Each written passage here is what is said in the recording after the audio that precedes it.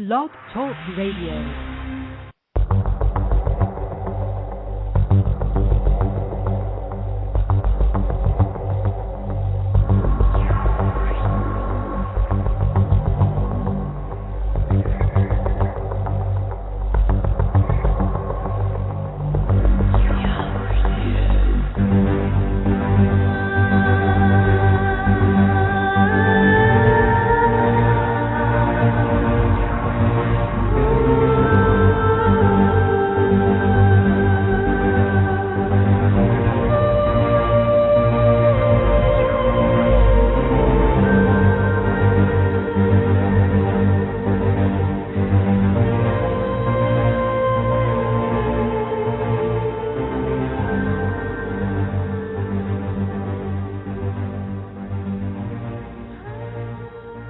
Happy 4th of July, 2013. This is the Hermetic Hour. I'm your host, Poke Runyon, and tonight we present a discussion on the symbolism and meaning of the 29th path of the Kabbalistic Tree of Life leading from Malkuth to Netzach.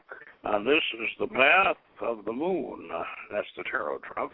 And it is a watery route up to the seventh sphere of Netzach, which is attributed to Venus.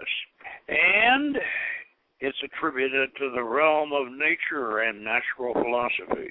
Once again, our texts will be Dion Fortune's Mystical Kabbalah and Gareth Knight's Practical Guide to Kabbalistic Symbolism. We will also summarize our own version of this path as recorded in our Special Pathworkings DVD used in our Associate Member Program. Now, in our system, the goddess Astarte resides in the Temple of Netzach, and her divine body contains all of the psychic centers, as chakras, of the lightning flash middle pillar system. So, if you want to get up close and magical with Mother Nature, tune in and we'll pay the goddess a visit. Now, this path, as the others we have been discussing, and the other two paths, are the ones that go up from Malkuth in Ashia, the sphere of the physical universe, the sphere of manifestation, the sphere that we dealt with and tried to explain to you was really not just a mundane bottom of the tree. It's actually, Malkuth is the plane of manifestation. It's next to Keter is the most important sphere in the whole tree of life. And it's where things happen and things get done, and it's very, very magical. Now, from Malkuth, we have three paths leading up to one path over on the left side leads up to the bottom of the Pillar of Severity, and that's Hod over there.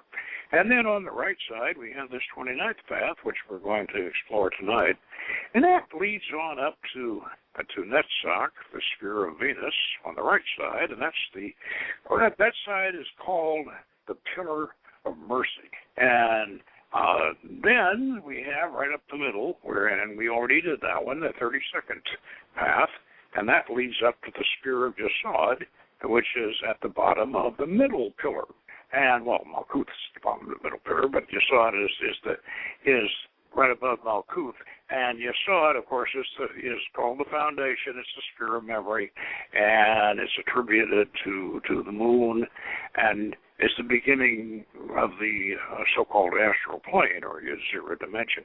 Now, tonight, we're going to deal with the 29th path, and that, of course, is the path that leads up to Netzach, the sphere of Venus, which is attributed to Aphrodite and nature. And I'm going to read you from Gareth Knight's Practical Guide to Kabbalistic Symbolism. I'm going to read you the attributes of Netzach, so we'll know what we are heading up to. Now, the magical image of Netzach, traditional magical image, is a beautiful naked woman. And Netzach is called the Sphere of Victory. The god name is Yahweh Sabaoth, and of course, one change we made in the Hermetic Kabbalah that we use, we refer to this as a Masha Ozabaoth because we use a generic tetragrammaton, but it's traditionally it's Yahweh Zabaoth. And the archangels Haniel, and the order of the angels, very important. The order of the angels attributed to Netzach are the Elohim. Now, the Elohim, that's, of course, the plural of El meaning God. So Elohim means the gods. And literally, this means a group of pagan gods. And then the mundane chakra, in other words, the physical manifestation, is the planet Venus. Number 2 is unselfishness. And the titles are firmness and valor. The spiritual experience is the vision of beauty triumphant. Absoluthic color is amber, beatic color is emerald, the etheric color is bright yellow-green, and the Ashaic color in Malkuth would be olive flecked with gold. Now, the vice is promiscuity and lust, and the symbols are the lamp, the girdle, and the rose. Now, that's, a bare-bones symbolic description of the sphere of Netzach. Let's discuss the sphere of Netzach first, and then we'll discuss the attributes of the path that go up to it, because they're both very, very much related. As you know, these paths, the symbolism of these paths is closely related to, obviously has to be, closely related to the attributes and the experiences expected in the sphere that they go to. And in fact, one of the secrets of properly coloring your tarot deck, which some people that try to do Golden Dawn tarot decks, they don't realize this. One of the secrets of properly coloring your tarot deck is to take the Minutum Mundum color of the sphere and make that color and the color of the path, as the Minutum Mundum, make that the secondary color, and wait a minute. I think it's the primary color is the color of the path itself, because the tarot card is attributed to it, and the secondary color would be the color of the sphere in the Minutum Mundum. And what I mean by the Minutum Mundum is that this is the combination, Golden Dawn combination color scale, where the paths are absoluthic and the spheres are Briatic. And we've explained that situation before, but this is a composite color arrangement we use for the Tree of Life. Now, a little bit technical here, but what I want to get across here about the symbolism of Netzach is that it is the sphere of natural philosophy, natural attributes, the sphere of, one might say, subliminal, basic, I hesitate to say animal urges and that sort of thing, because that gets a little bit negative. But this is the natural forces that we're symbolizing here. That and we want to try to look at this, and we try to see this in the most positive and uplifting manner possible. Let's say that I would think the most the purest and most elevated idea of Netzach would probably be Ferafarian, would be the not exactly the worship of nature, but the insouling of nature, the idea that nature, being the work of God, the work of divine providence, that nature should be revered, and nature should be, whenever possible, nature should be extolled, and it should be beautiful. It should be seen in the most beautiful light possible. This is the inner working of the sphere, is the holiness and the beauty and the basic rightness of nature itself. And therefore, the generative process the generative process, the sexual process, if you will, is paramount in NetSoc because that's the creative process of nature. And so therefore, the magical image, of course, is a beautiful naked woman, which is a symbol of the goddess, the earth goddess, the mother goddess, the goddess of love, the goddess of beauty.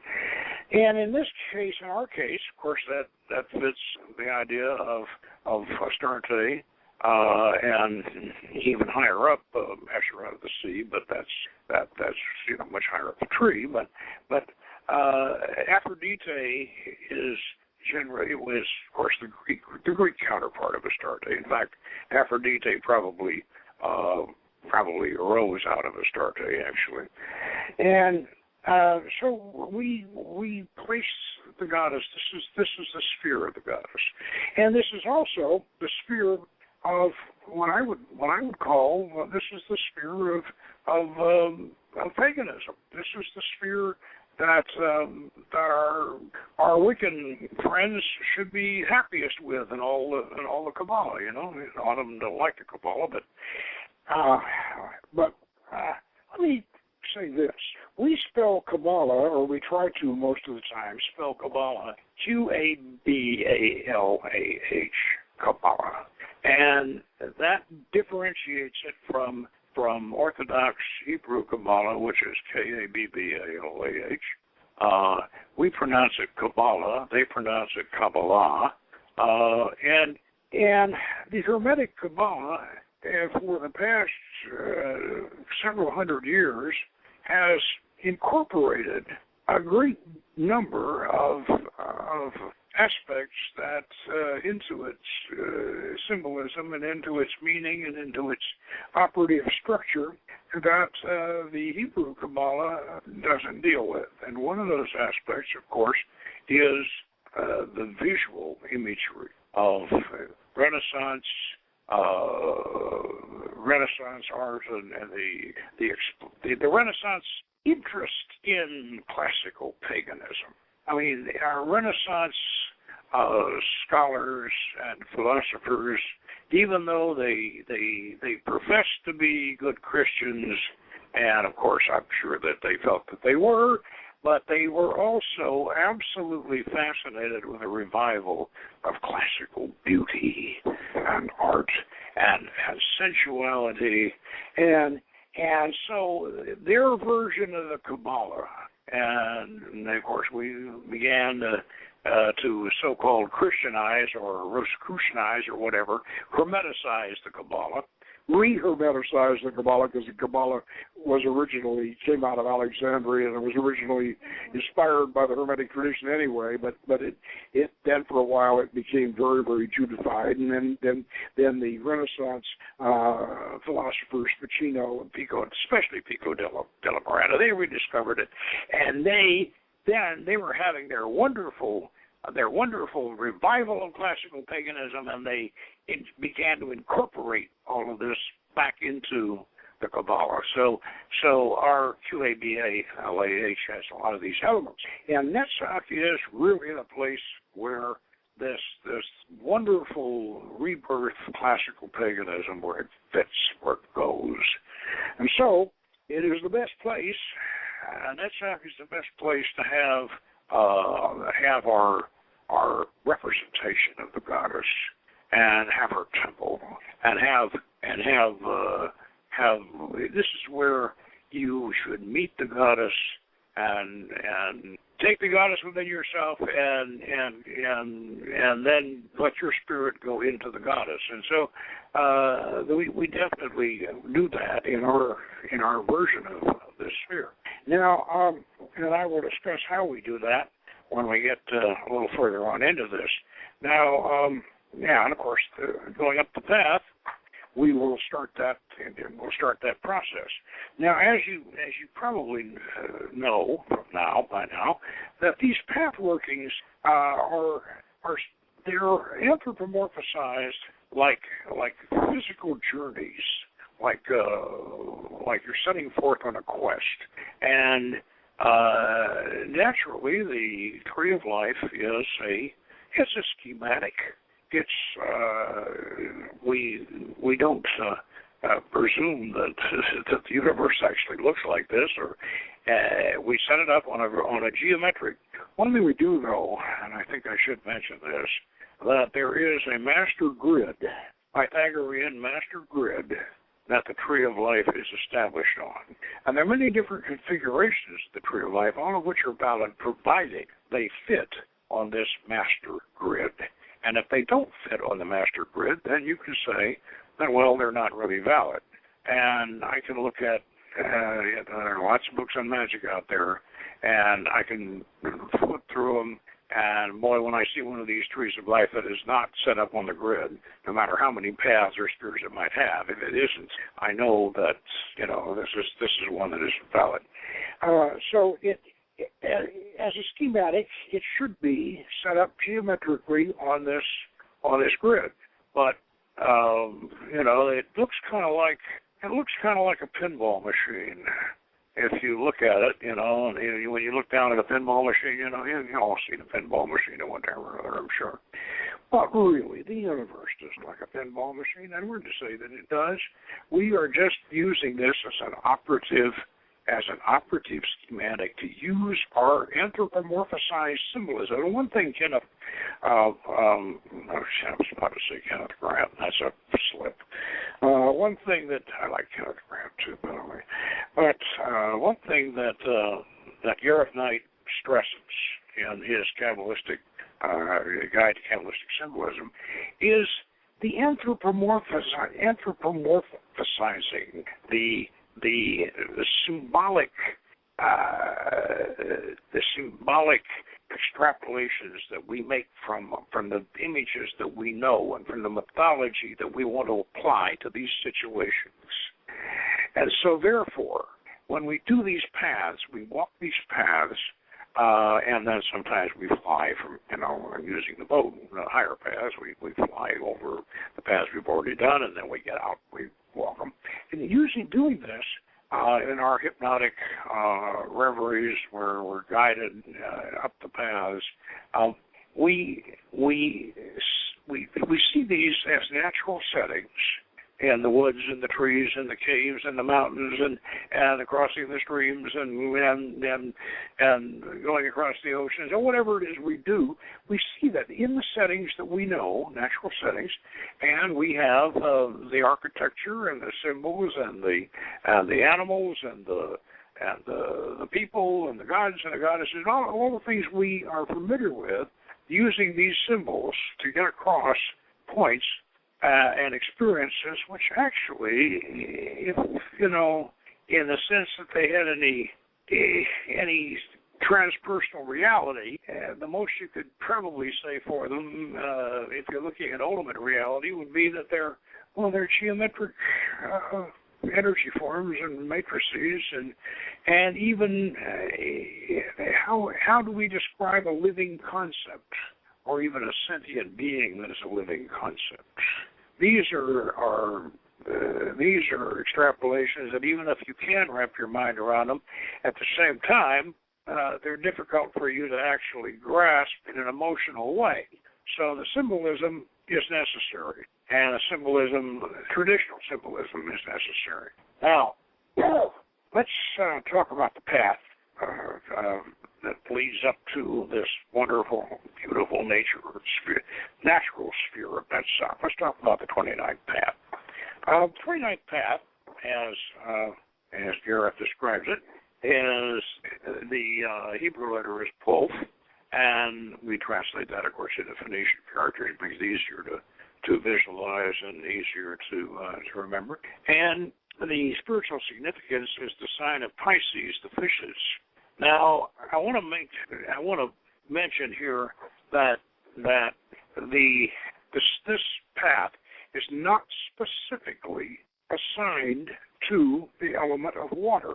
That's up there, further up the tree, up around where the hanged man is. But we need it. We need it for training purposes.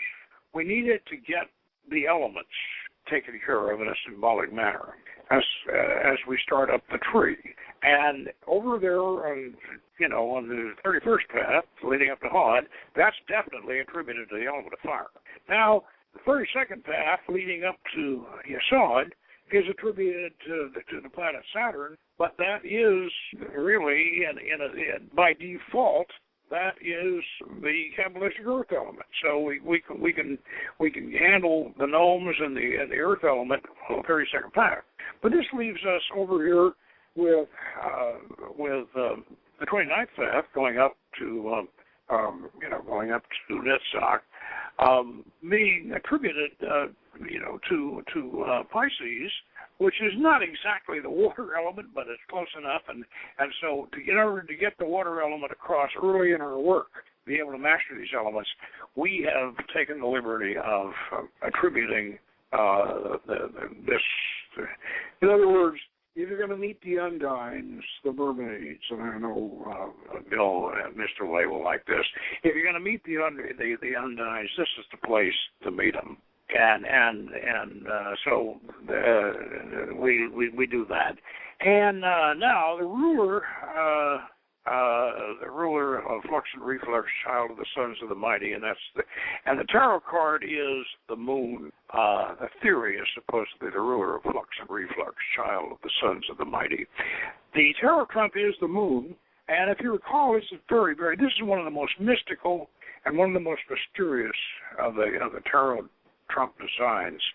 And this is the one where you have the wolf and the dog. The wolf on one side, the dog on the other, and the water. The lobster comes up out of the water. I like that because I'm a Cancer. So a lobster comes up out of the water between the wolf and the moon, and then there are these two mysterious towers off down the trail that leads into this, leads ashore. These mysterious towers. Above that is the moon, and the moon is dripping. Well, you think in Waite's version it's dripping yods, but actually it's dripping blood. And so this is a very, very, very mysterious card. And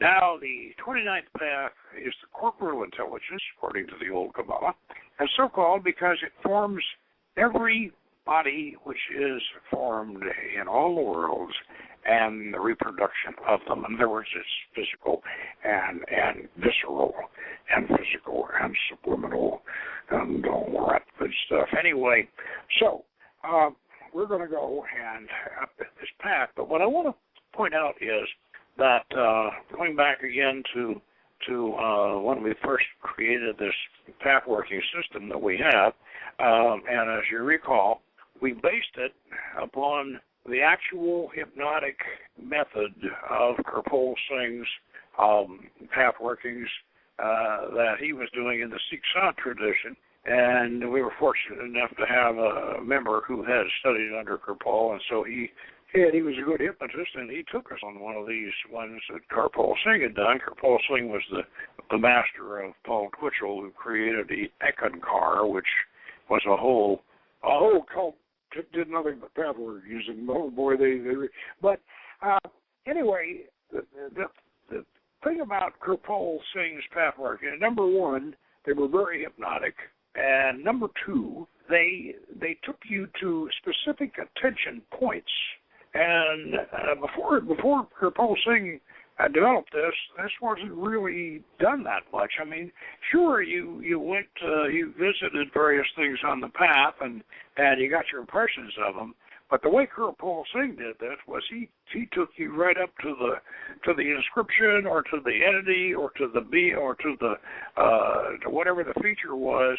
And then the leader of the path, the guide, would say, and now you are standing under this arch, and you are looking up at this inscription, and you could read the inscription. It is in a language you can understand, and it says something that's very important to you, and you will remember it.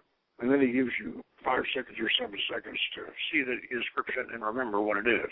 That's the way Kirpal Singh did it, and this is what makes path workings worth doing, and this is what makes them into actual astral initiations. And so we were so fascinated by this that we got Gareth Knight's book. I already read his New Dimensions Red book, and he had a path working in there that he'd done, and they didn't use this attention point system. Well, they almost did, but not as specific as the way Kripal Singh did it. So we took his Kabbalistic, it's the Practical Guide to Kabbalistic Symbolism, 2 volumes. It's Mackin Press, it's a wonderful book, and he did all this analysis of the paths and the symbolism from the Hermetic Kabbalah point of view. Now, I might say that Gareth Knight, Basil Wilby, was a follower and a successor to Dion Fortune, and so obviously this is Stella Matutina type, Golden Dawn type symbolism. Now, so Gareth, in his 2-volume set, he has articles on the paths and the spheres, and all of them. Dion Fortune, unfortunately, with her mystical Kabbalah, she could only cover the spheres because she felt that the paths were secret, and yet by the time she passed on and Gareth Knight took over, the paths were no longer secret, so he was able to do this, and it's a wonderful book. Now, he, in describing the path, he describes that this path is attributed to the sexual reproductive process and to the desires and the objectives and the desires of nature itself, and with a little bit of moralism thrown in, but still, that's essentially it. It's a pagan experience, and the goddess is very definitely figured. Now, Gareth Knight has in here, I'm going to read a little bit of this to you because you'll recognize it pretty quickly if you're familiar with our thing. He says, in this savage aspect of nature and in man, the whole history of taboo, superstition, blood sacrifice, the primitive magic of urine and entrails, that is the makeup of the hideous Black Isis, which could be said to sit at the threshold of this path, the kind of a malignant sphinx. The answer to the terrible riddle of the sphinx is, however, man, and the highest form of physical existence, who goes through the travails of physical evolution, veritable labors of Hercules, to eventually become a god. And at the end of this terrible 29th path is the shining image of Netzach, the beautiful naked woman, the white Isis, the vision of beauty triumphant. This is not a thing that can be intellectually demonstrated, for it is a mystical experience, the transformation of a dark, hideous goddess to the bright, shining, and beautiful one. Well, I really, when I read that way back, oh gosh, that was 40 years ago, just a kid. When I read that, boy, and I thought, yeah, and that's what we got to do. We got to confront the Dark Mother, and then after we get through a confrontation with the Dark Mother, then we can realize, get it up to Netzach, and we can realize the beauty of the great goddess herself. So that's what we did. So we set up our path working based upon what Gareth Knight had gotten into here. And by the way, he even described her as Lilith. Over here, he says, over here on about a couple pages away, he says, one bird maiden, which corresponds well to the 29th path, however, is that depicted on the Sumerian baked clay plaque some 4,000 years old, whose earthy and lunar aspects are shown by her headdress of bull's horns and the measuring instrument she holds, and she's winged but has clawed feet, and both of these are bird attributions, but wings in that they can lift to great heights are cosmic spiritual symbols, while claws convey ideas of the primitive and even demonic. She is said to be Lilith, that strange woman who was said to be before Eve. Okay, so that from old Basil, Gareth Knight, and off we went. Now, so here's what we did.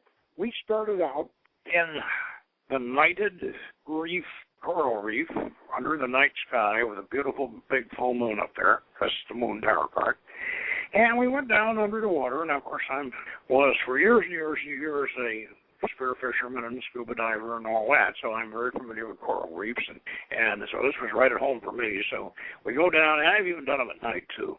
So we go down into the beautiful luminous coral reef at night, and we meet the undines, and they are kind of shy, mermen, and we meet the undines, and the undines warm up to us a little bit, give us the secrets of the water element, and we remember that.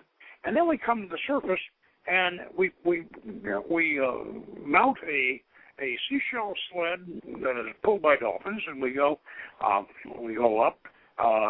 over the crest of the waves and off toward the moon on the moon path, and that's when we come to the island of the Dark Mother. And of course, with this we use the symbolism of the tarot card. We have a big statue of a wolf and a big statue of a dog on either side of the gate, going up to the surf, and we go ashore, and the island is very jungly, and it's just really dank and dark and a lot of decay and all in deadfalls and whatever and creepers, and so we go through this dark jungle, and we get to this clearing in the middle of the jungle, real deep grass, and in the middle of this clearing is this ruined old temple, and in the middle of that temple, inside that temple, is the statue of the Dark Mother, which looks an awful lot like Lilith. And we have to crawl on our bellies to get down through the arches because the temple is sunk down into the kind of the mud. And we have to crawl on our bellies to get into the temple. But before that, we see, I don't know whether I want to spoil this for you too much, but we see all these carved figures all the way around the temple. And if you can hear the fireworks outside, I don't know. But you see these figures carved all the way around the temple, doing all kinds of horrible things, and so we crawl through, and we have our confrontation with the Dark Mother and her dark wisdom, and then on the inside of the temple we see all the other side of these people doing all these horrible things, and so we have a revelation there, which I won't I'll keep let you wonder about that. But anyway, so then we come out, we crawl out of the temple again, and we go down the other side of the island, and then we have a sort of a cleansing experience. We get to wash off in this beautiful lagoon, and down in the lagoon we find these pearl oysters and these singing pearls. We all swim down. To our individual pearl, and this is an unburned soul, and so it's very innocent, beautiful, and so we can commune with this, sort of get ourselves purified after all of this, and cleaned out, and come back up and get on our dolphin sled again, and then we go off to the island of Dead Sock, which is, of course, the sphere. And we get to the island, and that's the Piscean Gate. We go through that. We get on the island. It's a beautiful, beautiful temple of Astarte, and it has a copper dome, and it's round, and it has a beautiful green jade pillars and daphnis green veils, and there's beautiful gardens and carp and pools and doves cooing and roses growing and all of the symbolism that you expect from the Temple of Astarte. But when we get up in there, into the temple is about, the dome inside is 100 feet tall, and it's this pool of living water, huge pool of living water, and the goddess Astarte, who is approximately 50 feet high, that's 50 feet high seated. She is seated in the sauna in the center of the pool with the water up around her just below her navel. And she is in trance, sitting there, and you can see all of her psychic centers glowing like jewels inside her translucent body as you're looking up and up and up and up. And now, this relates to the symbolism of the sphere, and that sock, of course, marvelously well, but Also, too, I want to point out that the goddess Tara, the goddess Tara in Tibet, and there are several different versions of Tara in Tibet, but the cult of Tara consists of Tara as being the universe. And we have had several Tara initiations, and I kind of feel like that this is the same sort of thing here in Netzach with the goddess Astarte. Is actually our counterpart to the Tibetan goddess Tara, in which she represents the universe. She is the universe. So we can have this wonderful experience of exploring the psychic centers themselves inside the goddess herself, and this is a beautiful, beautiful initiatory experience. And so you can imagine this gigantic figure of the goddess looming over you, and here you are, just a tiny little person down there, and you go up inside the goddess, and then when you get up to Netzach inside the goddess, you go in there and you can have an even more of an experience. And I don't want to exactly reveal how that. I probably heard that one. I don't want to give that experience away, because that's one of the high points of the path working, but this becomes your full introduction, mystical introduction to the caduceus of Hermes, the middle pillar on the lightning flash. This is the supreme experience of Netzach. And so you can come back down and out, and we retrace the path. When we go back, we go around the island of the Dark Mother. We don't have to go back through that, and then back to the reef of the Undines, and then up through up through the chakra symbol. In this case, it is the chakra symbol of the moon, and then down from the mirror or the soul door back into our bodies, and we have completed the path working. Now, this, of course, is all of this, including the work which depicts it, and the questions for the attention points and the questions for them are all on the DVD, the Pathworking DVD, and of course I'm naturally encouraging you to join the associate member program so you can order the Pathworking. But it's important this evening, though, for you to understand the basic symbolism, at least in the Hermetic Kabbalah, of this path, and how it should be, how we think at least it should be experienced. Now, let's discuss, as Gareth Knight does in his book here, how he discusses the very important relationship between Netzach and Hod. Now, remember we did Hod last time. Hod is the sphere of the intellect, and Netzach, of course, is the sphere of the natural emotions, and the sphere of more of the mystical related to the natural emotions and related to the. You could say Hod is more of a left brain thing, and Netzach is more of a right brain thing. You could use that analogy if you want, or you could say that Netzach is more feminine, and you could say Hod is more masculine. You could say that too, I suppose. But actually, what these two spheres, as Gareth Knight points out, they are very, very much interrelated, because they're both very, very important in magic, and in fact you really are not going to do any magic without using both of them, because magic certainly you can do mysticism without Hod. You can have the mystical experience. Now the difference between mysticism and magic, as I think most of us know, is that the mystic is a passive experience where the mystic prepares himself or herself and just lets it come. You can do this by putting yourself into a meditative reverie, by fasting, and by well, you can do this by very strenuous bicycle riding. I mean, you could bring on mysticism or mystical experience in a number of ways, but you don't with a mystical experience.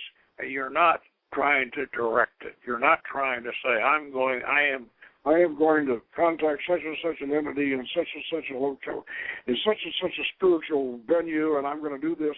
And you know, this is magic. Magic, at least the way we practice it, is very visionary and you're very spontaneous and all of that. But magic is an exercise of will, and will has to be. In order to do magic, you have to get into the sphere of Hod and use these processes that we've developed, this kind of software, if you will, if you want to look at it from a computer standpoint, to get what you're going for, and to get a vision and get a knowledge vision or to accomplish something. Based upon the principles that you're going to use. Now, so mysticism is very subliminal and very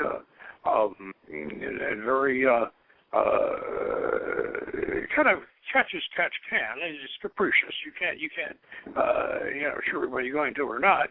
And whereas magic is precise. Now, Hod is attributed to Mercury, and that's just the sphere of Mercury, the planet, of course, is all hot on one side, cold on the other, and so it's there's a certain hard logic about Hod, and the two spheres work very much together. Now, one of the reasons why we put the psychic centers, the spheres, and the goddess and all this over in Netzach and not in Hod is because these are actually spheres of mystery and emotion and these are not hard and fast objects we can that easily define. They have a mystical, ephemeral quality to them, and that should be actually contained. As I said, this is something that the goddess should contain, and this is something that is of the subconscious, whereas Hod tends to be the conscious mind accessing the subconscious, and so the psychic centers, the chakras, the god belong to the goddess. I feel like that they do. I don't feel that they should be.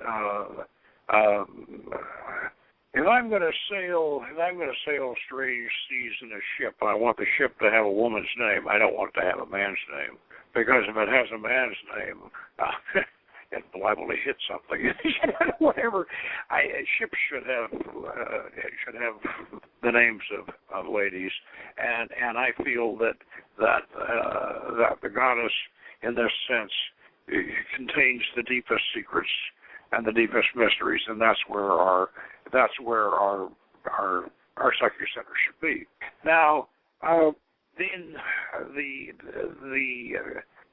idea of the pagan forms, as I remember now, here again, this does actually relate to the traditional Hebrew Kabbalah, because they say that this is the sphere of the angels, of the Elohim. That's Zohar.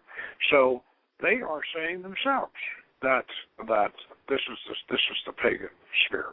And I'm going to, at the risk of having some people say that I'm doing too much violence to Kabbalah, which of course the Kabbalah can handle it, I'm sure. I don't think there's so much violence I can do to it. But the Zohar, which which I have all 22 volumes, or 23 with the index, and I found a great deal of paganism in the Zohar. I mean, really, I had found there is a wonderful underpinning of paganism in the Zohar. Now, also I might add that the Shar Shirim, the Song of Solomon, which is very, very erotic and very sensual, that is the secret heart of the Zohar. Yeah, the Shar Shirim. Now, this should indicate that Netzach absolutely should be the spear of the magical goddess, and you know, there's really no doubt about that in my mind. But then we set out back when we started the OTA way back in 1969-70. We started out with the idea, even though we were a lot of this was subliminal and subconscious inspiration, but still, from a Hawaiian point of view, you know, he started out with the idea that we are going to make a bridge between the pagan movement and witchcraft and all, and ceremonial magic. We're going to make the bridge. We're going to make the connection. We are going to, because the pagans weren't getting along with the magicians, and the magicians weren't getting along with the pagans, and there's no reason for this. There's no reason for this at all, because the Renaissance so-called Christian magicians, especially in Italy, were very pagan. I mean, my gosh, Pacino and Giordano Bruno and Campanella and those guys were really pagan. And the Hypno-Erotomachia is a huge magical book that's a pagan dream. And so there's no reason why we can't take ceremonial magic and put the paganism back into it, because it was in the Renaissance. Somehow or other, it got watered down and kind of drizzled out during the Victorian era. Well, not entirely, because you know the Golden Dawn has a lot of Egyptian symbolism in it, and so it's there.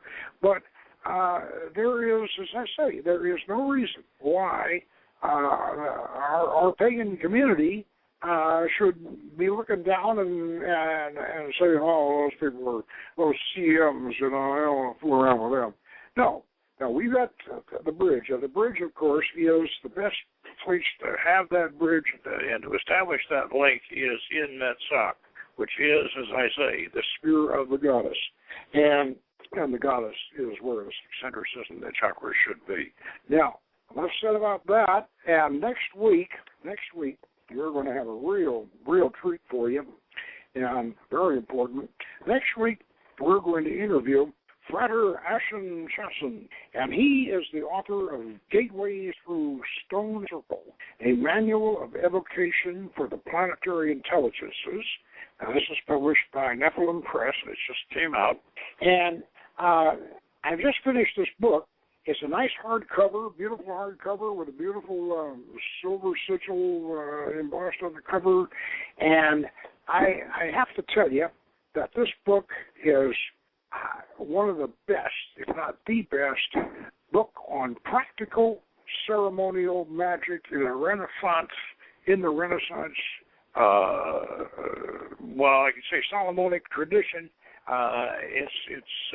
It's primarily the Trithemius Book of Secret Things from Barris Magus is what he's primarily using as his grimoire base. But this book is absolutely wonderful, and the reason being that the author has done all of his preparations. He has done everything right, and he has built his own equipment, and he had gone ahead and trained himself and done these operations, these wonderful angelic operations in the crystal. And he's written in a very, very beautiful and adult and sophisticated style. I mean, this is really a book that, well, frankly, to tell you the truth, I wish I'd written it myself. It's really, really beautiful. And one of the things I like about it so much is that he is in his own way and through his own lights and his own experiences, he is validating what we have been trying to teach, trying to get across. And this, as I say, there are so few books on magic in which you know that you are reading the works of a real magus, a man who is really doing it. So next week we're going to have the magus himself on board. I've already talked with him, and we're looking forward to that. And so next week, Frater Ashen Chasson and Gateways Through Stone and Circle. And until then, happy 4th of July. You still hear the fireworks out there. Happy 4th of July and good magic.